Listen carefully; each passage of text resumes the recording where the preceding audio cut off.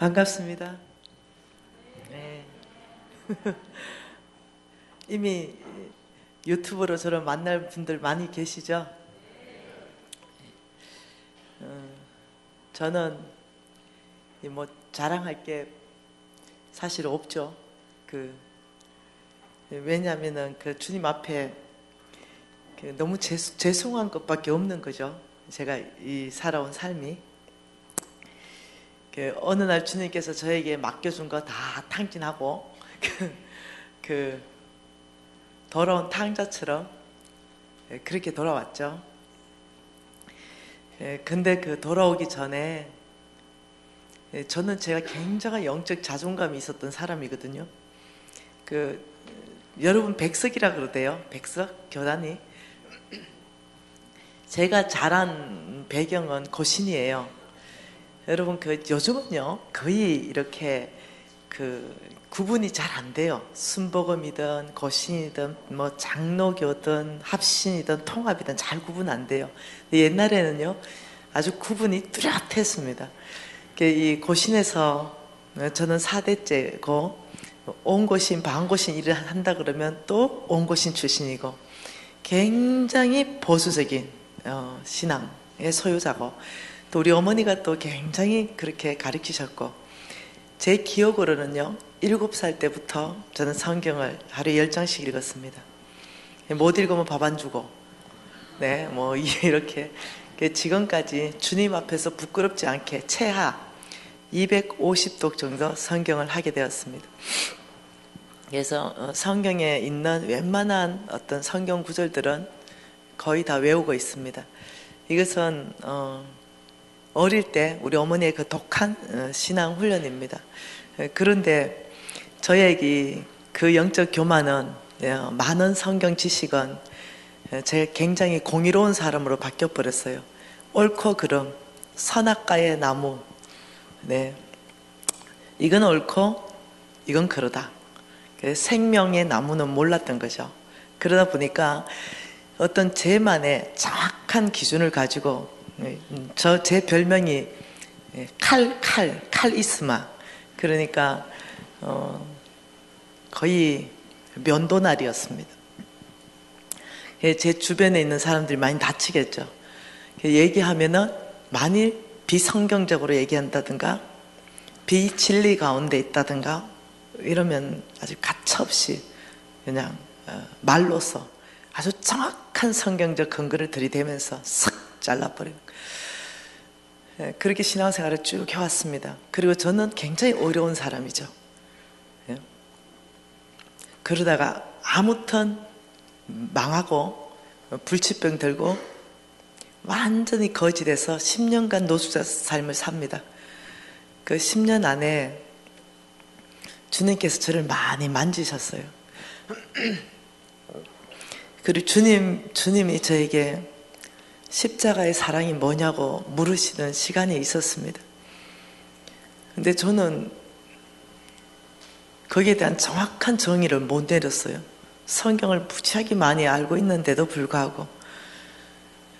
그래서 주님께서 저에게 이해시켜 준 건 2가지입니다. 그것은 하나님의 성품, 공의, 모든 악을 다 드러내고 아주 공의롭고 정의롭게 재판하는 하나님의 성품, 공의와 그 모든 것들을 싹 덮어버리는 하나님의 성품, 긍휼, 이 2가지의 완벽한 조화가 십자가라고 말씀해 주셨습니다. 그때까지만 해도 잘 이해하지 못했어요. 저는 광야에서 도대체 주님이 살아계시지 않은 거죠. 저에게는. 여러분들은 문제보다 크신 하나님 이렇게 적어놨는데 저는 하나님보다 큰 문제였습니다. 제한테 닥친 문제가 너무 크기 때문에 하나님은 안 보였습니다. 근데 성경을 워낙 많이 알고 있는 터라서 도대체 엘리야의 하나님, 그 하나님은 살아있단 말인가? 죽었단 말인가? 그 하나님은 오늘도 동일하게 역사하신단 말인가? 그 하나님은 그냥 성경에 기록된 그냥 엘리야의 하나님이란 말인가? 여기에 대한 답을 내지 못하고 있었습니다. 그리고 어느 날 불치병 판정을 받았기 때문에 하나님의 능력이 필요했습니다. 의사 선생님은 고칠 수가 없다 그랬어요. 그러니까 나는 하나님이 아니면 못 고치는 거예요. 그러니까 이 하나님의 능력이 간절히 필요한데 엘리야의 하나님이 필요한 거예요. 그래서 제가 어느 날 금식하고 주님 앞에 나아갔어요. 뭐 보니까 히스기야도 뭐 벽을 향해서 울고 불고 소리치니 15년을 연장해 주신다는데 나도 한번 그래 봐야 되겠다 이러면서 이제 벽을 앞에 두고 면박기도를 하기 시작했습니다. 엘리야의 하나님, 당신 어디 계십니까? 정말 살아 계십니까? 난리 났습니다. 이제 그러고 있는데 한참을 울어가지고 너무 크게 소리 지르고 주님을 부르짖어가지고 이제 힘이 다 빠진 거죠. 그래서 한 30분을 그렇게 오열을 했던 것 같아요. 그래서 쓰러져 버렸어요. 너무 악을 쓰면은 이기가 푹 쓰러집니다. 근데 갑자기 제 안에서 그냥 들려오는 음성이 있는 거죠. 저만 들을 수 있는 음성. 엘리야의 하나님, 그 하나님은 여전히 살아계신다. 그 엘리야의 하나님은 너의 하나님이다. 나의 엘리야들은 다 어디를 갔느냐? 이러시는 거예요. 정신이 번쩍 들었어요.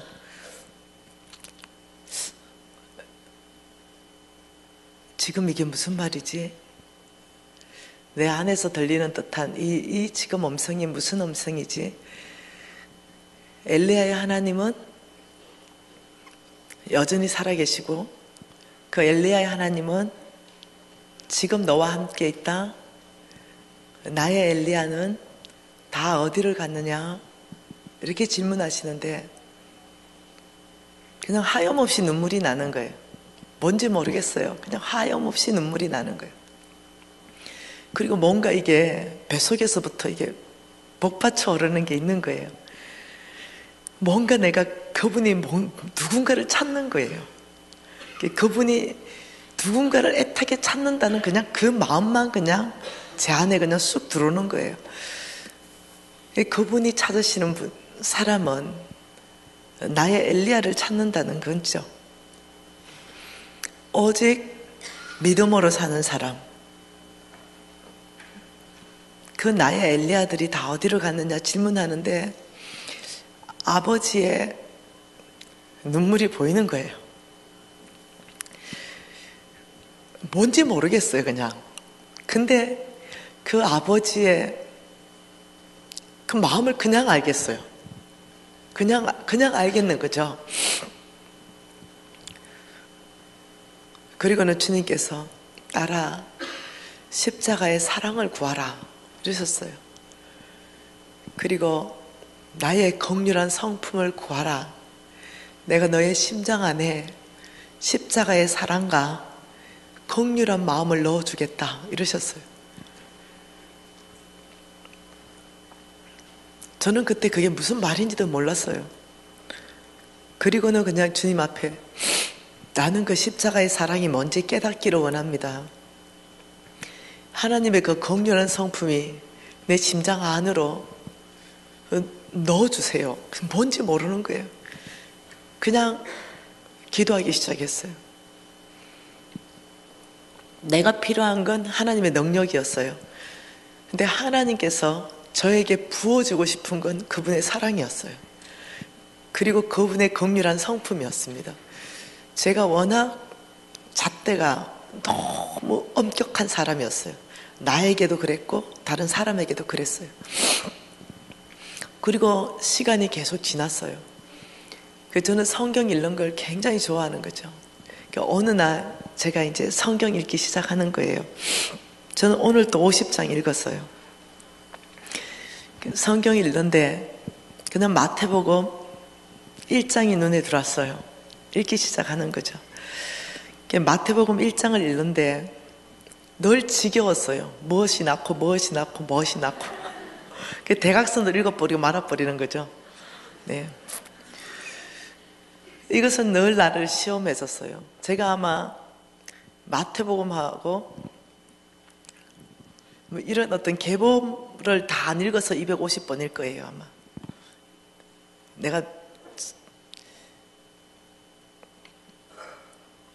근데 어느 날 마태복음을 읽는데 제 안에 성경 읽어 넣었던 것들이 연결되기 시작했어요. 지겹기만 했던 예수 그리스도 족보가 내 눈에 들어오기 시작했어요. 그리고 이 예수 그리스도의 계보 안에 남자들이 42명이 사용됩니다. 그 여자가 5명의 이름이 거론됩니다.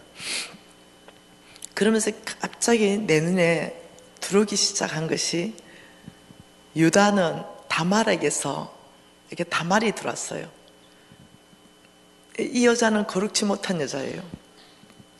유다의 세 번째 며느리입니다. 그런데 창녀로 변장해서 시아버지하고 육체적인 관계를 합니다. 그리고 거기에서 쌍둥이를 낳습니다. 그리고 라합이 들어오는 거죠. 이 라합은 하나님이 싫어하는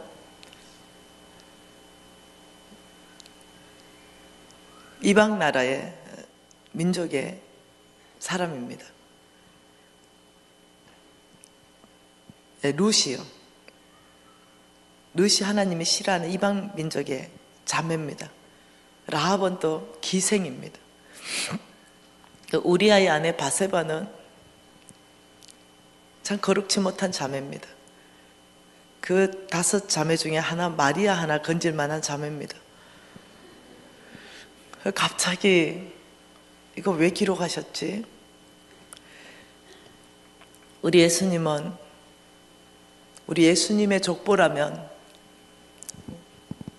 개도 족보가 있는데, 개도 명품이 있는데 족보가 있는 개는 다른데, 우리 예수님의 족보라면 이 명품 집안에 나야 될 것 같은데 너무나 정직하게 기록하셨다. 하나님은 정말 정직하시구나. 엄폐하지 않으셨구나. 축소시키지 않으셨구나. 하나님의 정직함이 보이기 시작했어요. 또 하나가 보이기 시작했습니다. 그것은 하나님의 한없는 사랑이 보이기 시작했습니다. 왜 기록됐을까? 이 사람들이 여기에 기록될 수 있었던 그것은 그분의 한없는 용서와 그분의 한없는 용납이라는 걸 알게 되었습니다. 제가 성경을 바라보는 눈을 주께서 바꾸기 시작했습니다. 너희 죄가 주홍 같다 할지라도 네가 죄를 자백하면 내가 너의 죄를 깊은 바다에 던지고, 이 모든 성경 구절들이 연결되기 시작했습니다.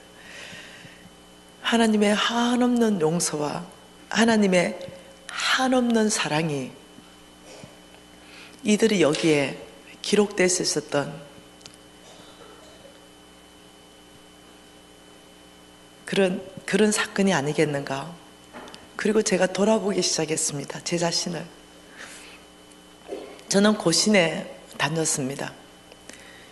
그러니까 정확한 높은 수준의 신앙을 요구합니다. 어느 날 제가 젊을 때인데요, 20대입니다. 나 같은 20대가 교회에 들어왔어요.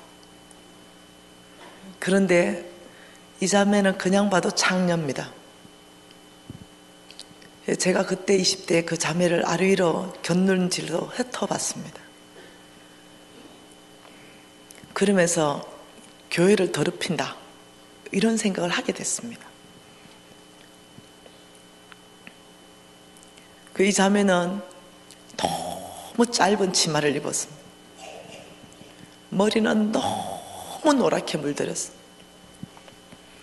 손톱은 빨간색을 칠했습니다. 신발은 스리퍼를 신었어요. 그리고 옆에 지나가지 못할 만큼 술과 담배 냄새를 풍깁니다. 제가 견딜 수가 없었어요. 그래서 제가 가만히 있지 못했어요. 한마디 해줬습니다. 자매님, 교회 올 때는 긴 바지 입고 오셔야 됩니다. 그 자매가 나를 보더니 교회를 나가버렸어요.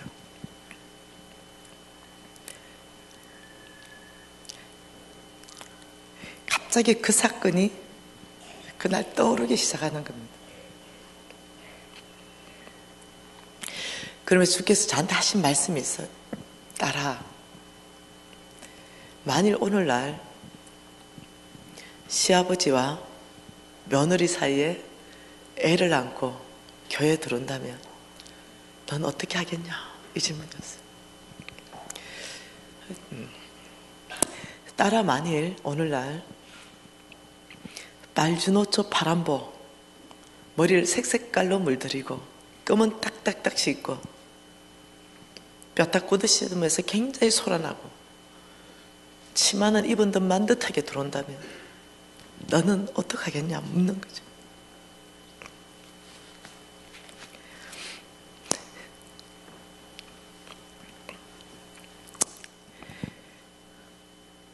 아버지가 무슨 말을 저에게 하는지를 제가 이해하기 시작했습니다. 나는 있는 모습 그대로 용납한다. 나는 있는 모습 그대로 용서한다. 그들에게 머리 염색을 검은색으로 하고 치마를 길게 입고 오라면 그들은 다시는 교회에 돌아오지 않는다.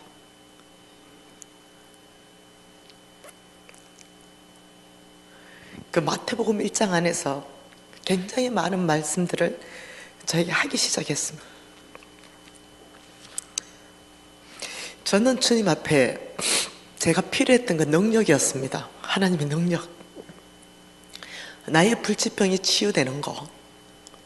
이 지금 노숙자, 지긋지긋한 노숙자 생활에서 벗어나는 거. 이게 나는 필요했어요.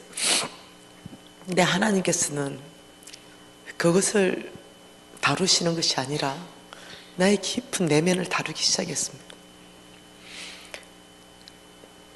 그리고 이제 시간이 많이 지났어요. 저에게 사람이 옵니다. 저는 이제 한 선교단체에 또한 맡은 영역 안에서 리더입니다. 제 밑으로 팀 사역하는 간사들만 1,500명이 넘습니다. 별별 청년들이 다 옵니다. 한 번은 이런 청년이 왔습니다. 머리는 싹 밀어버리고 중간에만 놔두네. 그리고 머리 귀에서 여기서부터 여기까지 귀고리를 7개 하네. 성격은 보통 거칠지가 않아요. 간사들이 옵니다. 나는 쟤하고 일할 수 없어요. 저 아이하고 같이 일하는 게 너무 힘들어요. 제가 리더니까.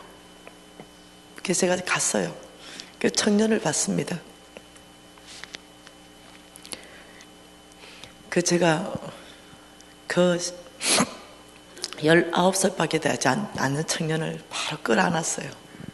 그리고 형제님 참으로 잘 오셨습니다. 환영합니다. 그 귀걸이 참 보기 좋습니다. 머리도 보통 시원하게 느껴지는 게 아닙니다. 정말로 제 눈에 그래 보이기 시작했습니다. 오랜 시간이 통과하면서 주께서 저를 바꾸셨어요. 그리고 형제님, 제가 섬기고 싶습니다. 형제님 필요한 모든 게 있다면 언제든지 저한테 바로 오십시오. 도움을 드리겠습니다. 근데 이 형제가 갑자기 귀걸이를 하나를 빼고 왔어요. 다음 주에. 형제님 귀걸이 하나 어디 갔습니까? 귀걸이가 무겁게 느껴진대요. 그 다음 주에 귀걸이 하늘을 또 빼고 왔어요. 형제님, 귀걸이 어떻게 했습니까? 이상하게 거추장스럽게 생각이 된대요. 그 기에 귀걸이가 다 제거돼 버렸습니다. 그 형제님, 그 반짝거리고 보기 좋은 귀걸이 다 어떻게 했습니까? 간사님, 다 빼고 나니 예수가 보입니다. 제가 다 불렀습니다. 그 팀들을. 어느 누구도 이 형제 귀걸이에 대해서 말하지 말라. 우리는 이 형제의 있는 모습 그대로 용납한다. 우리는 이 형제의 있는 모습 그대로 사랑한다. 근데 이 형제는 지금 신학을 준비합니다. 다음 세대, 나같이 탈선한 그런 아이들의 마음을 자기는 이해할 것 같아요. 이제 탈선해봤기 때문에. 귀걸이를 12개를 해온다더라도 자기가 안아줄 수 있을 것 같아요. 제가 여기서 받은 큰 어느 교회 가도 제가 용납받지 못했습니다. 제가 적응하지 못했어요. 사람들이 저를 아래 위로 훑어봤습니다. 사람들이 수군거렸습니다. 이런 아이들의 특징입니다. 근데 주께서 하십니다. 어느 날은 그냥 척 봐도 창녀 같은 모습을 하고 교회에 왔습니다. 제가 안아주기 시작했습니다. 그 칭찬해주기 시작했어요. 있는 모습 그대로 환영했습니다.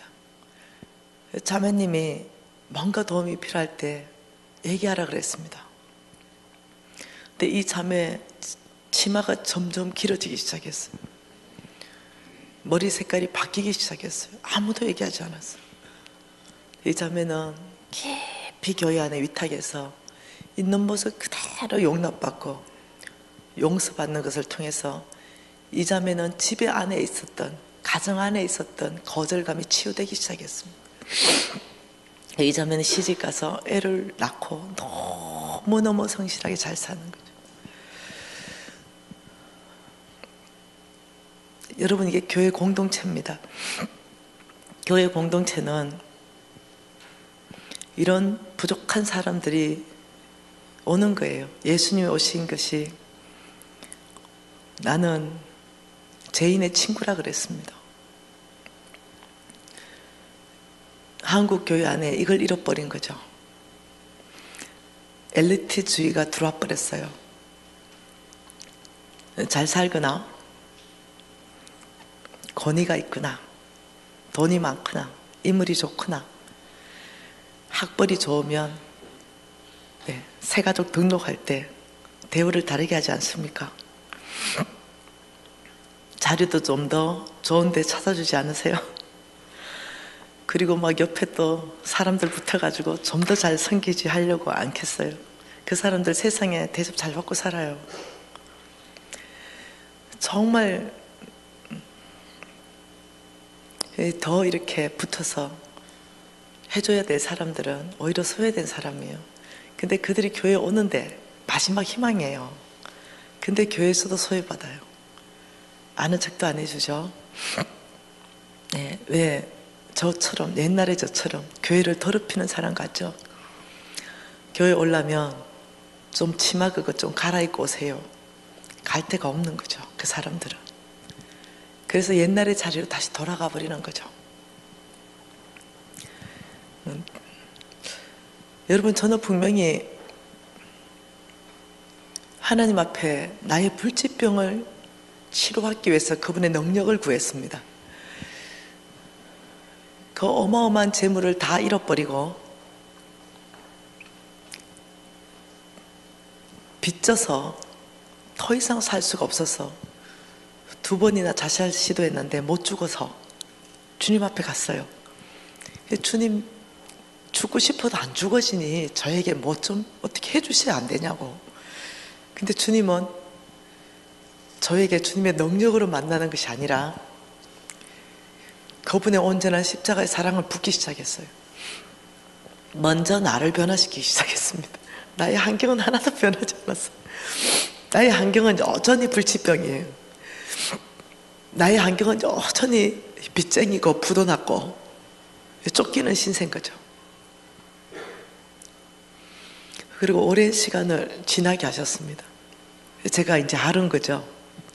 왜 하나님께서 나의 불치병을 치유하기 전에, 왜 하나님께서 나를 사역자로 쓰시기 전에, 왜 하나님께서 나의 그 모든 잃어버린 재물을 배가시켜서 다시 나에게 주시기 전에 저에게 그 일을 행하셨는지 이제는 알 것 같습니다. 제가 사역자로 쓰임받거나 제가 그 모든 부분에 있어서 배가 되어서 다 회복됐거나, 근데 내 성품, 옛날의 그 성품 그대로였다면 많은 사람을 다치겠을 것 같아요. 그래서 하나님께서 저를 깊이 만지셨어요. 저는 4일간, 저는 여러분 교회 목사님이 훌륭할 거라 생각합니다. 여러분 교회 목사님이 충분히 여러분에게 다 말씀은 다 잘 가르치시라고 저는 확신해요. 저는 많이 여러분하고 나눌 거는 크게 없어요. 단지 하나님께서 나에게 어떻게 행하셨는가 깨달아진 것들, 그리고 성경 안에서 재물을 받기 전에 하나님께서 성품 훈련을 시키는 이유에 대해서 그냥 나누고 싶은 것입니다.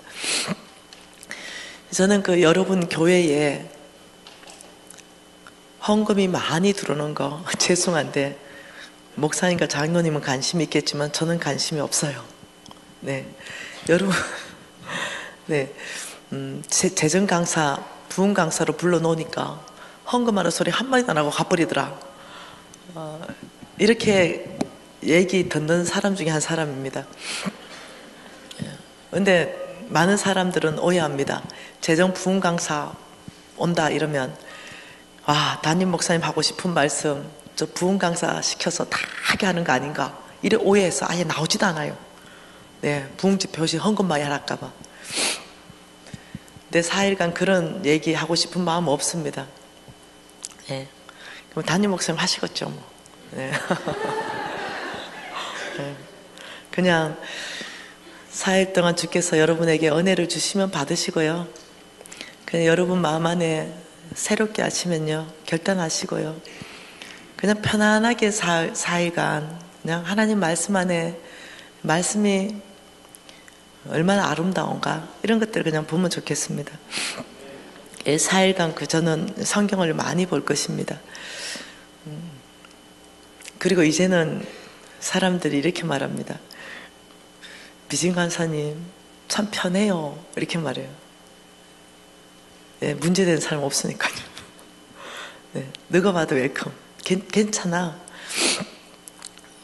누가 엄청나게 실수했어요. 정말 엄청나게 실수했어요. 손해를 무지하게 끼쳤어요. 그래서 이제 난리가 났어요. 그냥 불렀어요. 잘라야 돼요. 왜? 안 돼. 맡긴 걸 그렇게 하면 안 돼. 그냥 불렀어요. 야, 너 잘할 때까지 해내. 이랬어요. 너 실수했으니까, 너 잘못했으니까 만회할 수 있는 기회 줄게. 이거 잘할 때까지 네가 맞는 거야. 리더 교체 안 한다. 펑펑 우는 거예요. 왜 울어? 네 못해가지고 지금 기회를 또 주는데 얘는 이제 잘릴 걸로 생각했는데 펑펑. 근데 얘가요 가장 잘하는 리더로 바뀌었어.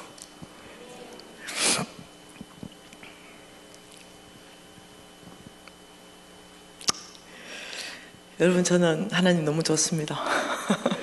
그냥 하나님이 좋아요. 그래서 이 마태복음 1장을 제가 깊이 깨달으면서 하나님의 그 십자가의 사랑이 뭔지, 그래서 너무 감사한 건 뭔지 압니까? 여러분 어머니 아버지나 할아버지가 만일 무당이다,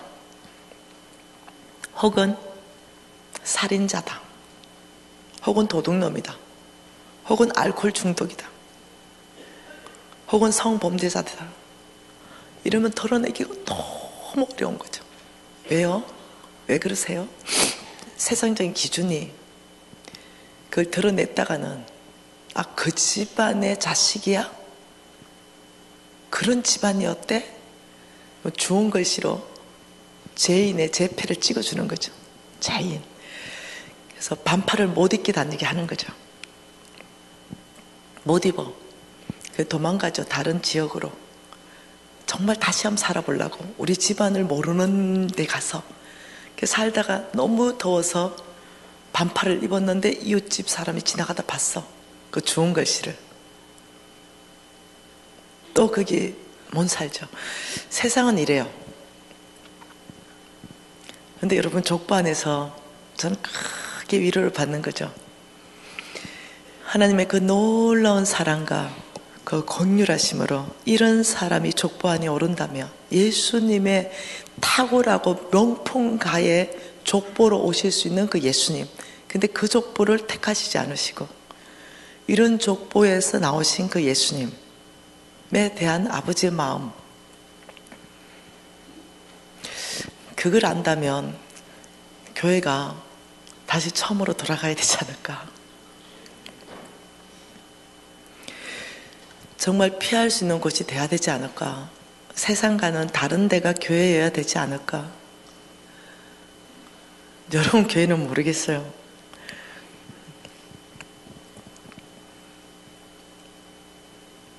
그 사람들이 좀 피하게 해주는 장소면 어떨까. 그런 세상적인 기준과 잣대로 사람들을 바라보는 시선을 바꾸지 않으면 교회의 부흥은 없습니다. 많은 교회와 목사님들이 고민합니다. 한국 교회가 어마어마하게 부흥했는데 이제는 급속하게 쇠락하는 그 원인을 찾고 다시 재부흥을 위한 또 새로운 전략을 찾습니다. 성경은 빼고 찾는 것 같아요. 제가 봤을 때는 성경 빼놓고 인간적인 전략과 전술을 다 짜는 것 같습니다.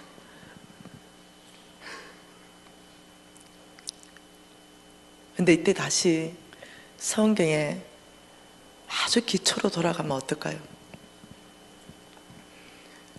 저는 거기에 부흥이 있다고 믿고 있습니다. 그래서 우리부터, 은혜 받은 우리부터 사람을 바라보는 시선들을 다르게 하고, 나를 바라보는 시선을 다르게 하고.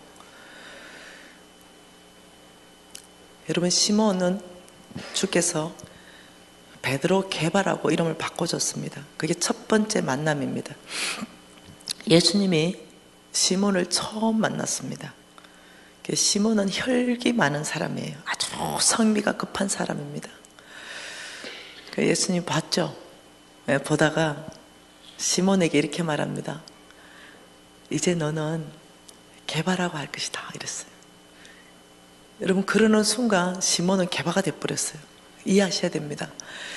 그 안에 깊이 안에 있는 것, 이걸 바라보는 눈, 그 안에 성령께서 이 사람에게 역사해서 미래에 바뀌어질 이 사람의 바라보는 눈, 그 눈이 우리 안에 있기 시작하면은 그 사람의 지금의 모습으로 시몬으로 부르는 것이 아니라 넌 장차 개바야.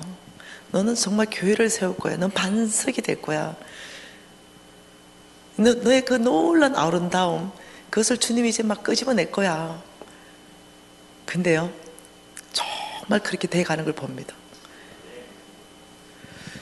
청년들이 막 일어나는 걸 봅니다. 이 주변으로 청년들이 막 몰려와요. 제 주변으로. 다른 거 아무것도 없어요.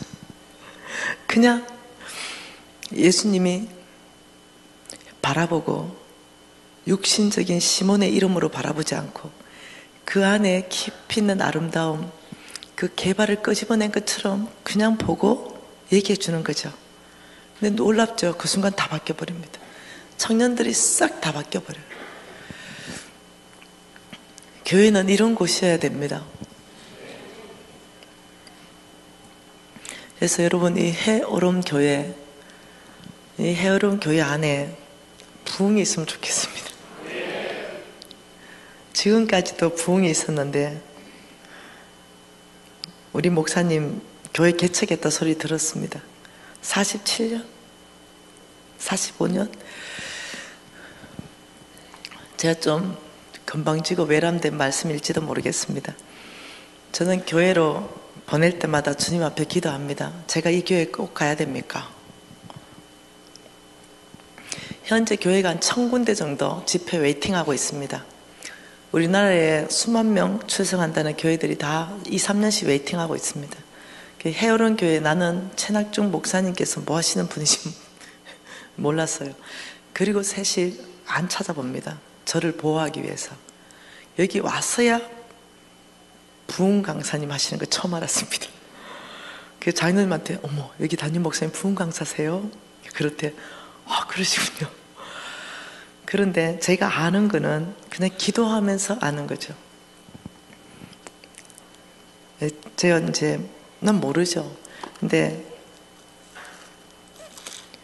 모르겠어요. 우리 목사님 40년 지나면서 변했는지 타락했는지 아니면 여전히 그 마음인지 나는 몰라요. 근데 하나님께서 저에게 주신 마음은 그래요. 목사님이 스스로 작다고 여길 그때 내가 이 목사를 통해서 1000명을 이루겠다고 결정했다. 내가 스스로 아주 약하다고 고백하고 주님을 간절히 의지할 그때 내가 이 목사를 통해서 강국을 이뤄갈 거라고 결정했다. 그러셨어요. 그냥 모르죠. 이제 크게 해서 교만해지셨는지 저는 몰라요. 한 번도 통한 적이 없어요. 근데 목사님께서 오래전에 주님을 크게 의지했던 거 이걸 주님이 기억나게 해주셨어요. 그냥 저는 모르죠. 그때 하나님께서 이 목사님을 통해서 1000명을 이뤄가고 강국을 이뤄가겠다는 그런 결정을 하셨던 그 순간들이 있었던 것들을 그냥 보여주셨어요. 그래서 그냥 제 혼자 생각했어요. 그냥 기양교회라니. 그리고 그냥 오기로 결정했어요. 모르겠어요. 40년이 지나면 강산이 2번, 3번, 4번 바뀌는. 네. 여러분, 저도 모르겠어요. 두렵습니다. 타락할까봐 두렵고, 주님의 사랑 잊어버릴까 두렵고,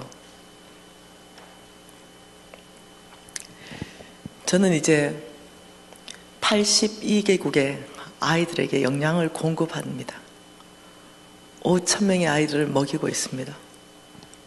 교회를 100개를 지었습니다. 사역자들 100명에게 6천만 원씩 헌금했습니다. 자랑이 아닙니다. 정말 주께서 그냥 저를 통해서 일을 하셨는데 왜 교만할까 봐 두렵습니다. 그래서 주께서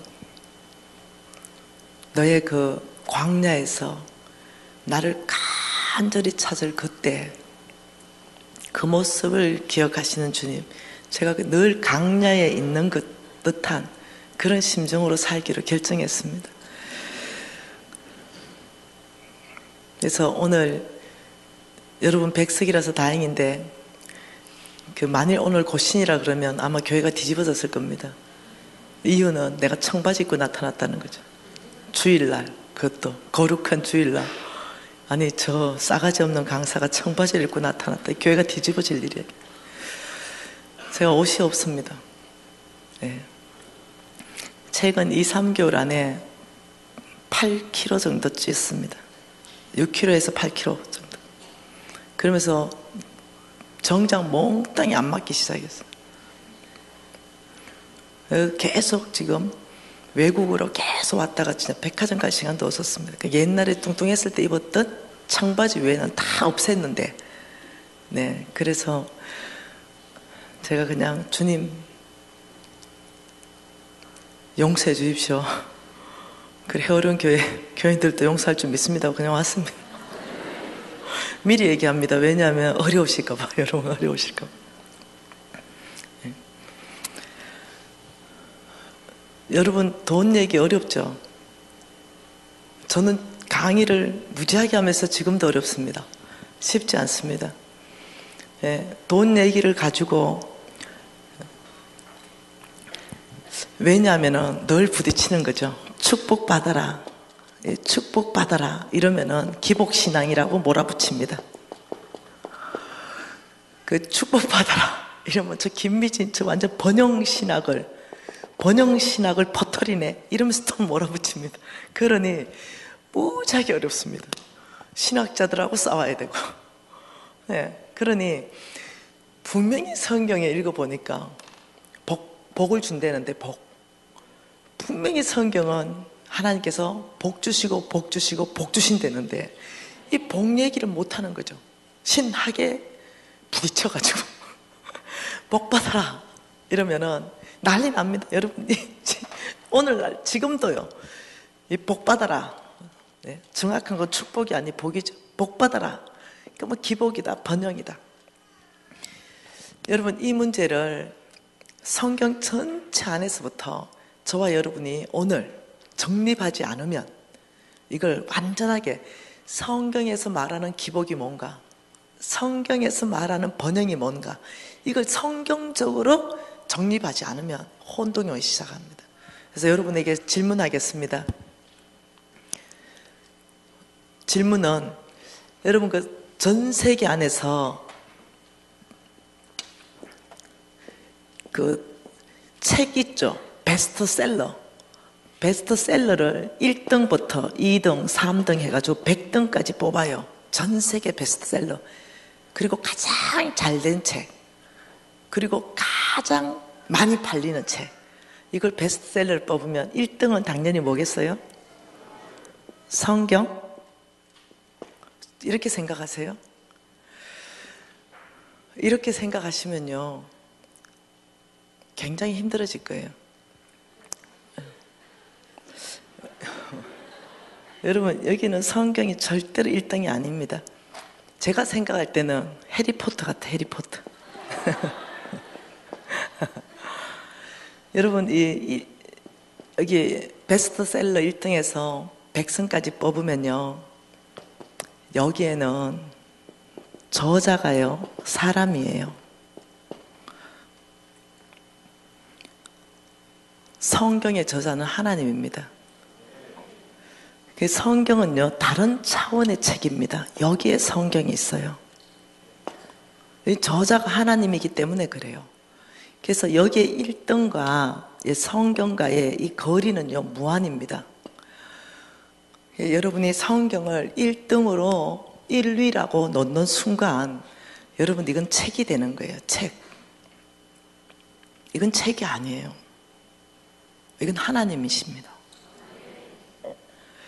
여러분 그 저자가 사람인 책은요 저도 책을 내잖아요. 저자가 사람인 책은 내는 순간 후회합니다. 왜요? 아이고 조금 더 잘 쓸걸. 그래가지고 좀 지나면요 업그레이드판을 냅니다. 개정판. 저자가 사람인 책은요 개정판이 건의가 있습니다. 개정할수록 책이 좋아집니다. 성경은요 원어가 건의가 있어요. 그래가지고요 신학 가보세요. 머리 터지게 원어 공부해야 됩니다. 원어로 보고 또 원어로 보고 또 원어를 연구하고 원판이 건의가 있습니다. 1.1에게 오류도 없는 하나님 말씀이기 때문에 그래요. 그래서 여러분 안에 성경의 위치를 어디에 놓냐 따라서 여러분 신앙은 굉장히 달라집니다. 성경의 위치를 여기 1위에 놓는다면요 여러분이 성경 책도 읽고 그냥 책도 읽고 여러분이 다른 좋은 신앙 서적도 옆에서 같이 읽고 이래 됩니다.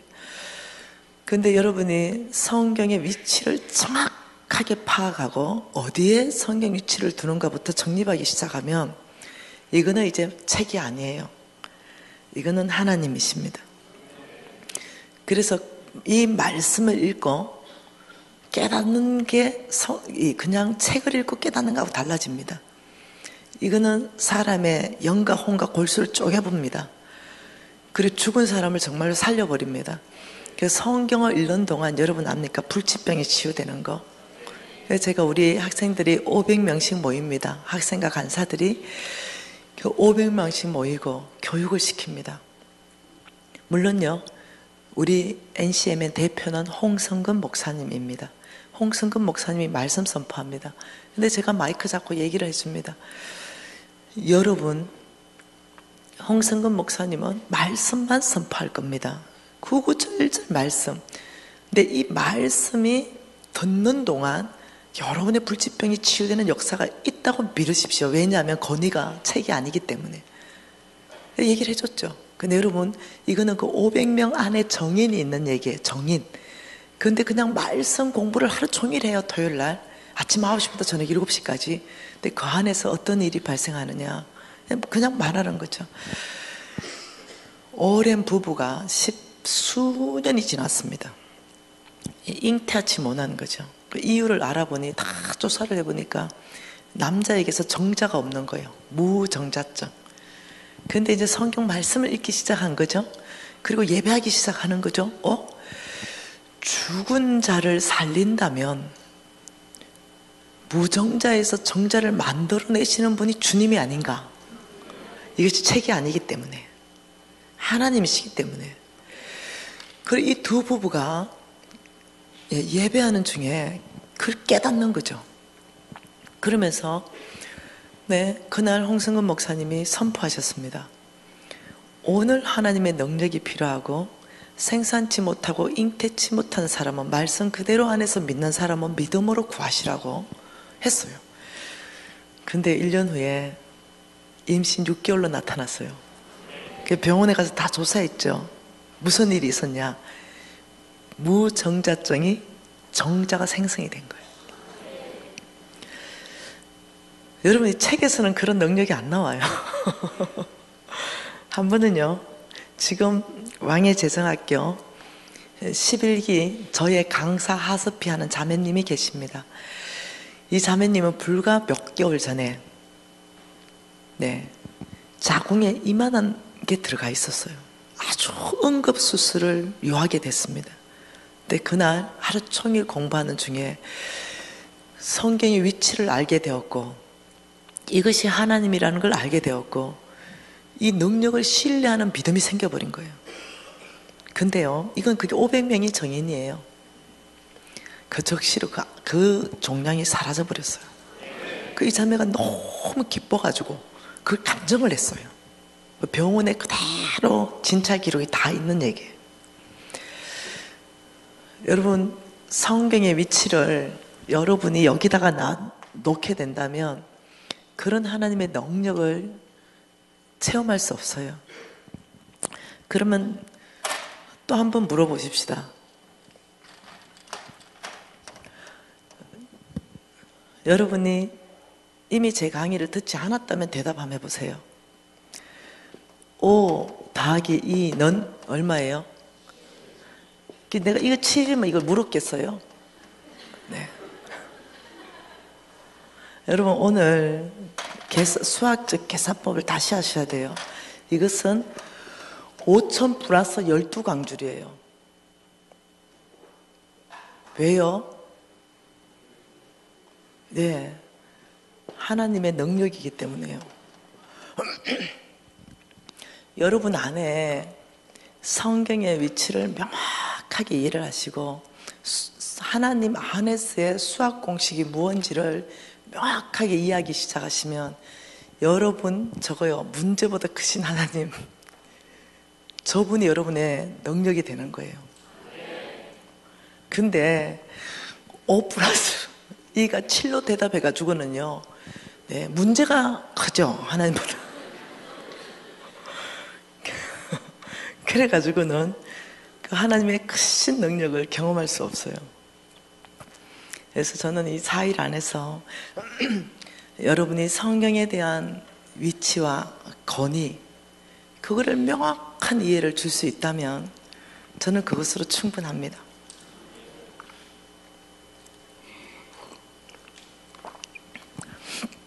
여러분, 이것은 믿음의 공식입니다. 믿음요. 그럼 오늘날 이것이 일어날 수 있는가? 오늘날 나에게 다 5개와 2개밖에 없는데 나는 이것이 5천 플러스 12강주리로 배가시킬 수 있는가? 여러분 어떻게 생각하세요? 하나님이 이렇게 말씀했잖아요. 나는 어제나 오늘이나 영원토록 동일하다. 힌트를 다 주고 있어요. 자, 5 더하기 2. 나에게는 지금 5개 플러스 2개밖에 없어. 이거로서는 도저히 돌파가 일어나지가 않아. 내가 먹여야 될 사람 5천 명이야. 근데 내 손에는 이것밖에 없어. 그런데 여기에서 5천 플러스 다 먹이고도 12강줄이 남기는 거, 이 수학적 공식이 오늘날도 그대로 일어나는가? 여러분, 저는 일단 그대로 일어난다고 가르쳤습니다. 제 삶에 그대로 일어났기 때문에 그렇게 가르쳤어요. 그리고 나의 제자 될 사람 모이라 그랬습니다. 그리고 유튜브 제자들이 전 세계에 저는 수백만입니다. 저의 그 유튜브 강의의 클릭 건수가 8천만 건입니다. 그러니까 이제는 어떠냐면 제자들이 막 일어납니다. 한 달 전에요, 제주도 순복음교회 갔어요. 제주도 순복음교회 김대수 목사님이 심호하시는 교회 갔습니다. 근데 거기에서 홍성근 목사님하고 저하고 듀엣으로 연합 집회했습니다. 근데 그 교회가 아닌 다른 교회 나가는 사람이 김미진의 제자라고 와서 찾아왔어요. 그래서 이제 홍 목사님하고 다 같이 만난 거예요. 그 자매를 3명의 자매가 찾아왔어요. 그래서 근데 그냥 마음에 너무 좋은 거 있죠. 그 자매들이 그냥 참 내 마음이 그냥 그 자매들한테 쑥 가는 거예요. 그래서 내가 너는 어떻게 내 제자냐 이러니까, 간사님 저 5년 제자입니다 이래요. 근데 간사님이 이 수학 공식 가르쳐 줬죠. 저 5년 제자인데요, 저는 5년 전에요 우리 3명이 귤 따던 여자였습니다. 귤밭에서. 아 그랬냐? 3명이 친구예요. 3명이서 귤 따다가 우연히 제 동영상을 발견했어요. 들어보니까 너무 재밌더래요. 야, 이거 진짜라면 나도 예수 믿고 김미신도 예수 믿는데 우리는 왜 5 더하기 2가 7이고 자는 와 5천 플러스 12강줄이고 이렇게 된 거예요. 그래가지고 이거 연구하자, 연구. 얘가 3사람이 귤땀에서 매일 듣는 거죠, 인터넷 강의를. 그리고 제가 아시죠? 여기에서 강의한 거 아주 조금이라는 거 아시죠? 앞으로 4일간 다 강의할게. 제 50시간 중에 한 10시간밖에 안 돼요. 나머지 40시간은 강의 안 해. 다른 교회 가면 또 한다. 그러니까 얘들이 알아. 그게 여기서 못 들은 거 이 강의 듣고, 여기서 안 한 거 저 강의 듣고, 이래가지고 이제 얘들이 완판을 만든 거야. 이제 50시간짜리 완판을. 그리고는 이제 자기들이 교재를 만든 거지. 그리고는 3명이 못 있어. 우리 워크북 사자 김미진, 그리고 우리도 5천 플러스 12강주 되는지 시험해보자 이래 된 거예요. 그리고 얘들이 5년간 시험합니다. 그래서 뭐 하면서요? 귤밭에 귤 따면서.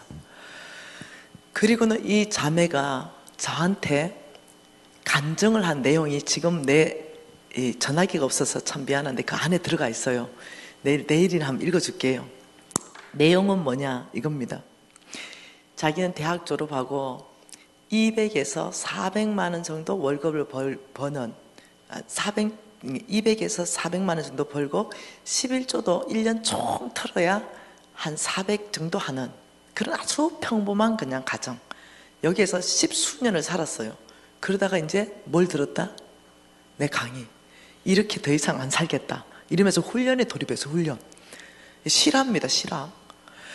그 훈련에 돌입했어. 그리고 이 자매가 자기가 교회가 어디 다니는지 담임 목사님 누군지 다 얘기하는 거야. 확인해보라 이거예요. 이제 그래서 결론적은 이거예요.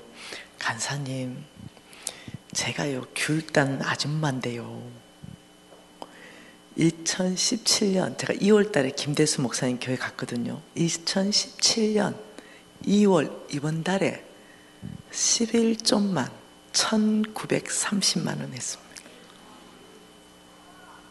그러면서 그 가정을 얘기하는 거죠. 그래서 제가 눈이 이만해졌어요. 이거 확인할 수 있냐? 예, 하십시오. 우리 담임 목사님 만나서 확인하십시오. 교회 장부를 가지고 확인하십시오. 간사님한테 이 간증이 선물입니다. 보통 충격받은 게 아니에요. 11점만 1930만 원. 5년 전에 뭐 했다고? 그게 중요한 거예요. 5년 전에 뭐 했다고 하는 게. 그러면서 이제 나는 궁금한 게 그 두 옆에 자매야. 그래서 제가 야는 그러면 오케이. 야는 그러면 좋다. 너희 둘이는 하나 도망갔어. 안 보여 하나가. 화장실 갔대. 야, 네 얘기해봐라. 아유, 간사님 저는 실패했어요. 훈련하다가. 전 잘 안 됐어요. 야야야야. 그래도 말해봐라. 너 같이 귤 딴 거 맞냐? 이게 맞대. 우리가 지금도 가끔 그 귤 같이 따고 이어폰으로 듣는데 그러지 말고 얘기 좀 해봐. 니는 11조 얼마 하냐? 물어봤어요. 왜냐하면 그게 이제 수입에 늘어난 그 척도니까. 저는요 5년 훈련 좀 훨씬 했는데 내 친구보다 그렇게 잘못해가 실수하고 실패하고 넘어지고 또다시 하고 또다시 하겠대. 단소리 하지 말고 11조 얼마냐? 저는 많이 못해요. 300만 원요. 에? 이러니까 아주 안 될 때는요 200해요. 200. 어째 생각하노? 여러분 어떻게 생각해요? 나 그날 내 충격받은 게 잊어지지가 않아. 진짜로. 예. 근데 이런 감정들이요 전화번호부 있죠. 전화번호부로 이만한 걸로 11권이 있습니다. 이제는 오래됐잖아요. 다 복사해놨습니다. 이름 다 적어놨습니다. 이제는 어떠냐면 하나님의 말씀이 그대로 능력으로 역사하는 걸 옛날에는 김미진 네 하나 되겠지. 네 특별한 애잖아. 고신 4대고 네 성경 250도 읽었고 너 기도 하루에 3시간 하고 야 너는 특별한 애기 때문에 그래. 아니에요. 얘들은요 특별한 애들이 아니에요. 얘들은 그냥 신앙 1대예요. 또 믿은 지가 얼마 안 돼. 예, 제가 아버지는 여전히 절에 들어가. 네, 그냥 아주 지극히 평범한 얘들 안에서 감정이 터져 나오는 걸 뭘로 설명할 거예요? 하도 기복신앙이니 번영신학이니 밀어붙이니까 너무 감사한 거죠. 하나님이 나의 정인이 되어주기 시작하는 거죠. 그분이 말씀대로 역사를 일으키기 시작하는 거죠. 저는요 이번이 4일간의 집회가 성경을 무지 많이 볼 생각이에요. 내가 그 병이 있어요. 네, 고심병이 있어요. 말씀이 기반되지 않으면 일단 내가 은혜도 안 되고 그래요. 그래서 여러분 성경을 다 가져오셔야 돼요. 스마트폰 보는 거 난 무지 어려워해요. 종이 성경을 내일부터 다 가져오셔야 돼요. 그래서 성경 안에서부터 기복신학, 성경 안에서부터 명확하게 번영신학, 이것이 뭔지를 저는 오늘 여러분하고 다 끝내고 가고 싶은 거죠. 여러분 인생 가운데 혹시 이 수학 공식이 필요하세요? 필요하세요? 네. 관계 안에서도 이 수학 공식이 들어가야 되고 건강에도 들어가야 되고 우리의 재정의 돌파에도 이 공식은 필요하고 그렇다면 이 공식을 여러분 걸로 받으실 수 있어요. 네. 여러분 다시 한번 질문할게요. 성경은 어디에 있다고요? 성경은 베스트셀러가 아니다. 성경은 하나님이다. 그래서 성경 안에서 말씀들이 내 삶에 그대로 역사하실 수 있다. 네, 이 부분에 대해서 재물에 대해서 저는 오늘 부탁받은 주제가 보니까 왕의 재정이에요. 하나님의 재정, 그분의 재정 어디에 있는가? 하나님의 돈 그건 어디에 있는가? 하나님의 돈 누구에게 주는가? 하나님의 돈 어떤 형태로 있는가? 이 모든 것들을 성경 전체 안에서 기반을 보기를 원해요. 네. 저는 원래는요 중보기도 및 영적 전쟁 강사입니다. 한국교회 안에서 영적 전쟁 강의를 많이 했습니다. 근데 어느 날 주님께서 이제 재정 강의로 준비시켜서 재정 강의를 하게 하셨습니다. 그러니 돈과 사단과 하나님의 관계가 어떻게 연결되어 있는지 이런 것들을 성경 전체 안에서 봐야 된다는 거예요. 그래서 사단도 돈을 줄 수 있고, 사단요 잘 하셔야 됩니다. 하나님도 돈을 줄 수 있고, 그럼 나는 누구의 돈을 받을 것인가? 이것도 여러분이 선택하게 할 겁니다. 기반만 줄 거예요. 저는 여러분 스스로 사단의 돈을 선택한다면 그 돈을 받을 거예요. 그런데 하나님이 주시는 돈을 받기로 결정한다면 또 그 돈을 받을 거예요. 근데 마지막 결과는 또 나와 있어요. 사단의 돈은 일시적으로 받겠지만 마지막에 하나님께서 끝내겠다 라고 말씀하신, 그 전체 안에서 여러분이 보면서 스스로의 여러분의 삶을 선택할 수 있도록 도와드리고 싶은 것입니다. 여러분 사업하시는 분들 특히 재정의 돌파가 필요하실 것입니다. 그리고 사업을 준비하시는 분들은요, 정말로 잘 들으십시오. 처음부터 출발을 다르게 하십시오. 그래서 이 4일 제가 아는 동안은, 제가 헤어롬 교회에 제 살아있는 동안은 다시 안 올 겁니다. 왜냐하면 천교회가 없잖아. 그거 기다리고 있는 교회, 그것도 가야 되잖아. 그러니까 제가 가서 강의하는 거는 마지막일 가능성이 큽니다. 그러니까 웬만하면 들으시면 좀 좋을까 생각이 들고요. 그 다음 다 듣고 강의는 평가하라. 한두 강의 듣고 기복이다 번영이다 하지 말고 다 듣고 이게 성경적인가 비성경적인가 판단하시라. 내일 저는 7시 40분에 마이크 받으면 정확하게 강의 시작할 겁니다. 여러분 오시든 안 오시든 상관없습니다. 왜냐하면 갈급한, 저는 이런 사람 관심 없습니다. 벽집단이 2단이 있어요. 근데 비가 와가지고 축축하게 벽집단을 다 적셨어요. 거기에 불을 한번 떼보려고 횃불을 갖다 붙여봐요. 그 불이 붙는가? 안 붙어요.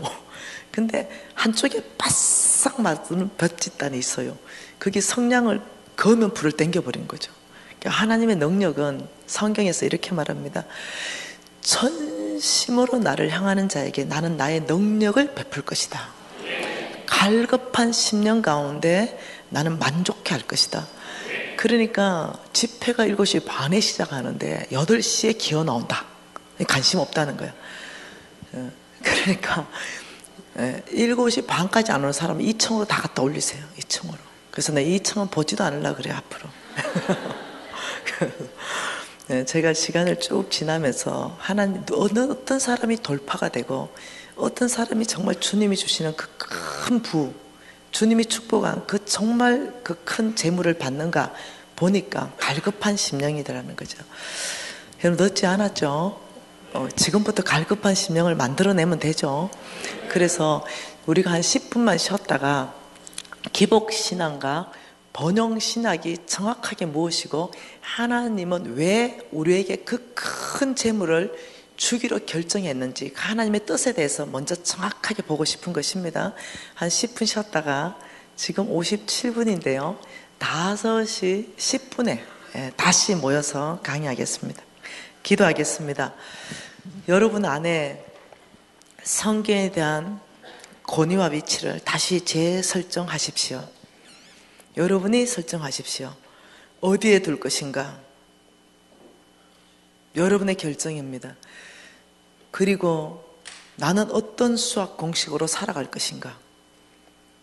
아버지, 5 더하기 1을 7로 살아갈 것인가? 5천 플러스 12간주의 수학 공식으로 살아갈 것인가? 여기에 대한 해답을 얻고 싶다면 여러분 오늘 결정하면서 아버지 저는 이 수학 공식 해답을 이번 기회 안에 얻어야 되겠습니다. 저에게 은혜를 베풀어 주십시오. 통성으로 기도하시겠습니다. 하나님 아버지,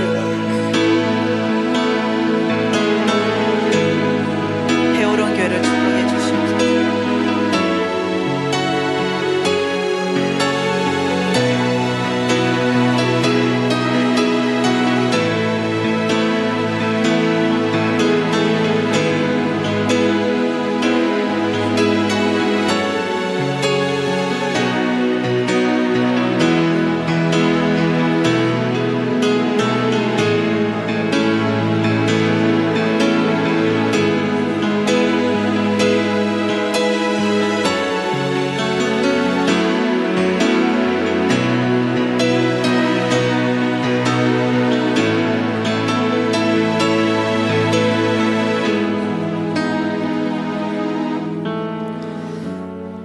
하나님 아버지,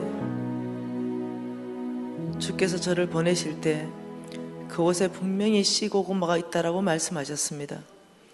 주의 말씀에 순종하여 헤어롬 교회 안에 왔습니다.